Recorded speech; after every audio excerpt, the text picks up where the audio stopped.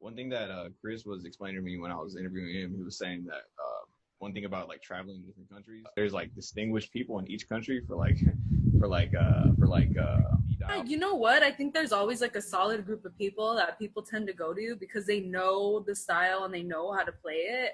uh, And like I said, it's kind of hard to find people that really not I I don't want to put it in that way. I don't know how to say it, but yeah, yeah, I mean, you can it put is it what it whichever is. way you want A to. lot of people like, you got to find the people that really know how to play that style, like authentic and have the knowledge. So when you find a group of people that just play well together, I feel like they're going to be the ones that people are going to call. So Yeah. yeah, it's definitely true, especially in LA, I feel. Mm.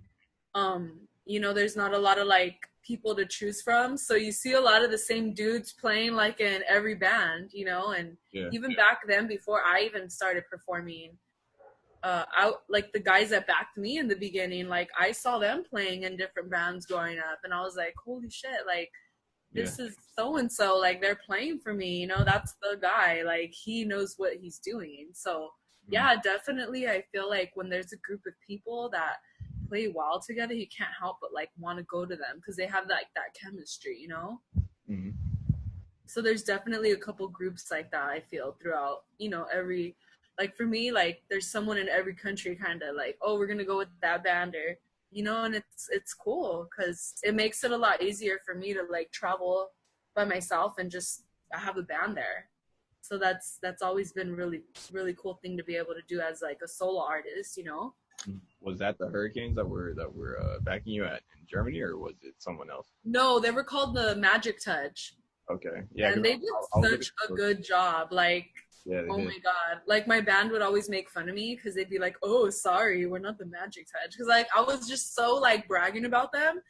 I think the thing that impressed me the most, I had, like, the most craziest landing. I was at the airport for hours. Like, it's a long ass story. Okay. And I didn't get to practice with them. I Okay. didn't get to rehearse. So I'm like, dude, we're playing a festival. I didn't even get to rehearse with these guys. Like, what am I gonna do? Yeah. But I kind of trusted that they went over the stuff, and that's all you could do is just make the best of it. So I was like, I'm not gonna stress out. Like, it is what it is. They practiced on their own. Unfortunately, I didn't get to rehearse with them, so it's always a little nerve wracking when you don't get that rehearsal because sometimes you just get one rehearsal. Like, you get there, you have no time to rest. You get to your hotel, you're like, all right, I gotta go rehearse with the band. We have a show tomorrow, and then boom, like you do it. So for that was pretty scary. Like I didn't rehearse with them. So that's why I was so impressed because I played that festival with them and they just knocked it out. Like they played every song like so good. I was so Yeah. happy. I'm like, wow, like I have so much respect for them because they really did take it serious and learn the songs and like I was like really, really pleased. So I was just like kind of ranting about them, like, oh my God, they did Yeah. so good. And I didn't even rehearse with them. So my band, they're, oh, sorry. I'm like, don't hate, don't hate. Yeah, no, I remember there was a moment in the video I was watching, and I wanna say it was a cover song that you were singing. I don't think it was any of your originals that you were singing with them. Did you do any originals that day? Because I know you did Forever True in that set. That time, yeah, I did do like a lot of originals. There is a couple covers I do, so it's kind of mixed up. Like as far as I would say my first album, it was Endless Memory, Nice Like Rice, and Let's Fall in Love. Those were like the songs that are covers that I redid, like kind of like my own way, Yeah. and then the rest are my songs. So Yeah. the set back then was mixed up, like with Yep. covers and like originals. Now I feel like they're all originals because I've just written more songs, Yeah. but a lot of them haven't been recorded yet. But at that performance, there was a couple that it was like mixed up, like originals and covers. Yeah, there was a moment where you were singing. I'm trying to recreate it, but I don't remember like the melody or whatever it was. But you were singing, and you were like about to finish up like the phrase, and then you kind of just stared at the horn players like for a sec, and then you like turned back to look at the audience, and the horn players they like did a little like horn fill, and it was perfect. and then the trumpet player looked at the sax player as soon as they finished doing it, and the sax player just smiled, and he was like, Aww.